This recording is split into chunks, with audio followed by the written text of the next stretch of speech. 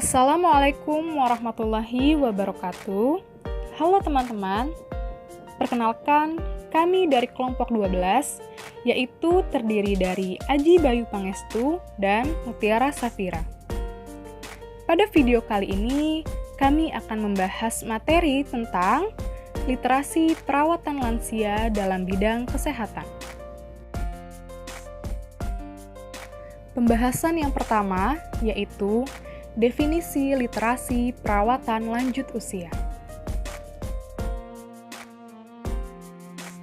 Literasi perawatan kesehatan lansia merupakan kemampuan seseorang untuk dapat memperoleh, memproses, dan memahami dasar informasi dan kebutuhan pelayanan yang dibutuhkan untuk pengambilan keputusan kesehatan yang tepat untuk lanjut usia atau lansia. Pembahasan selanjutnya adalah batasan lansia. Menurut WHO atau World Health Organization pada tahun 1999, menjelaskan batasan lansia adalah sebagai berikut. Yang pertama, usia lanjut atau elderly, yaitu di antara usia 60 sampai 74 tahun.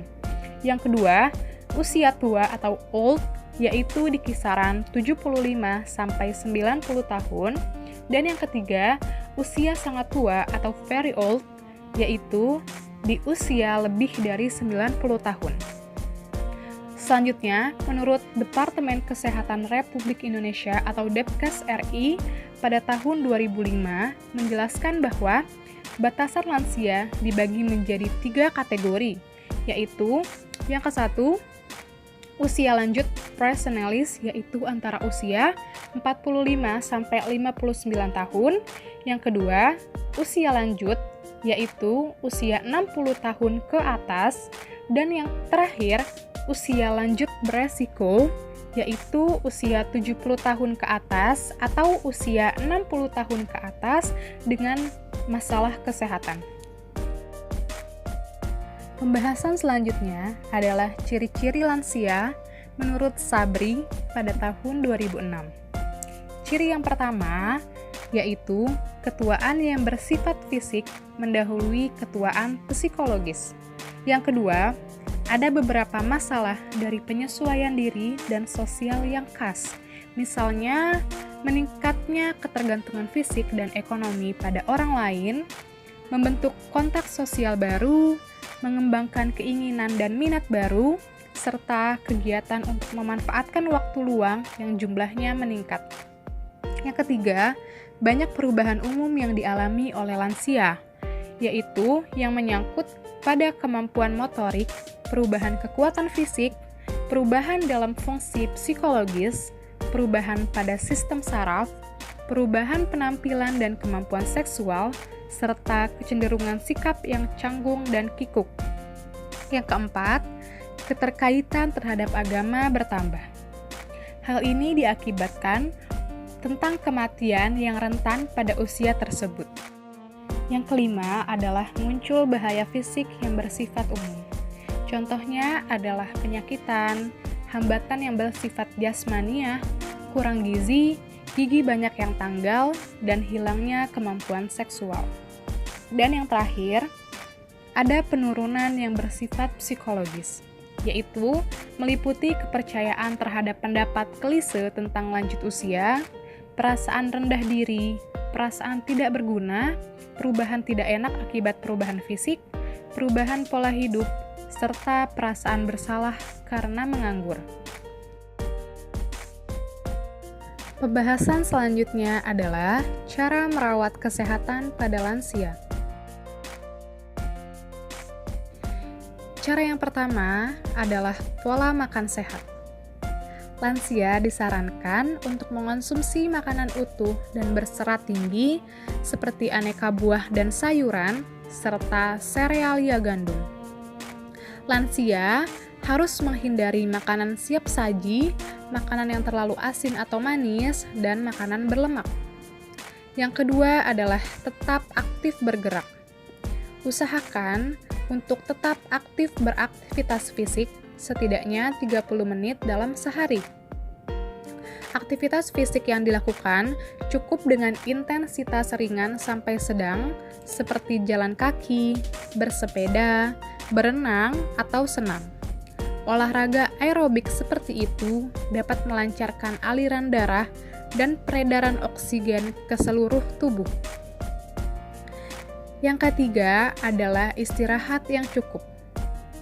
Susah tidur adalah salah satu masalah yang sering terjadi pada lansia. Mereka yang sudah tidak lagi muda sering mengeluh sulit tidur dan mudah terbangun di malam hari. Padahal, tidur yang berkualitas akan menjaga mood tetap baik, sel-sel tubuh beregenerasi, dan organ tubuh tetap berfungsi dengan optimal.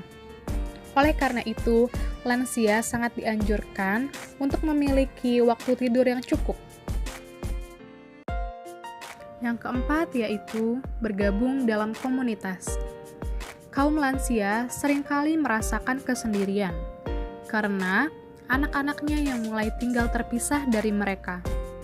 Perasaan sendiri dan ditinggalkan ini dapat memicu timbulnya gejala depresi yang dapat berakibat buruk bagi kesehatan. Untuk mencegah terjadinya hal tersebut, lansia sebaiknya bergabung dalam komunitas. Carilah komunitas lansia di sekitar tempat tinggal dan usahakan untuk terlibat dalam kegiatan kebersamaan di masyarakat atau di tempat ibadah. Yang kelima adalah rutin untuk memeriksa kesehatan. Bertambahnya usia membuat fungsi organ tubuh mengalami perubahan. Bahkan, bukan tidak mungkin, fungsi-fungsi organ vital di tubuh juga akan mengalami penurunan. Nah, dengan memeriksakan diri secara rutin ke puskesmas atau rumah sakit, banyak penyakit bisa dideteksi sedini mungkin, diatasi dengan cepat dan tepat sebelum terjadi berbagai komplikasi. Selanjutnya ada pentingnya literasi perawatan kesehatan lanjut usia. Salah satu bentuk literasi yang perlu ditingkatkan adalah tentang perawatan kesehatan lansia. Seperti yang kita ketahui, bahwa kesehatan merupakan aspek penting yang paling utama dalam keberlangsungan hidup manusia. Semua manusia di muka bumi ini pasti menginginkan sehat, terutama bagi para lansia yang daya tahan tubuhnya sudah menurun. Saat ini, gerakan literasi mulai ditingkatkan kepada seluruh lapisan masyarakat karena merupakan hak setiap orang untuk belajar sepanjang hayat. Dengan meningkatkan kemampuan literasi, masing-masing individu diharapkan dapat memberdayakan dan meningkatkan kualitas hidup, baik itu secara individu, keluarga, maupun dalam masyarakat. Lalu, selanjutnya adalah permasalahan kesehatan pada lansia di Indonesia. Data Susenas tahun 2012 menjelaskan bahwa angka kesakitan pada lansia tahun 2012 di perkotaan adalah 24,77%. Artinya, dari setiap 100 orang lansia di daerah perkotaan, 24 orang mengalami sakit. Di pedesaan mendapatkan 28,62%. Artinya, setiap 100 orang lansia di pedesaan, 20 orang mengalami sakit. Berdasarkan Undang-Undang Nomor 36 Tahun 2009 tentang kesehatan, upaya pemeliharaan kesehatan bagi lanjut usia harus ditujukan untuk menjaga agar tetap hidup sehat dan produktif secara sosial maupun ekonomis.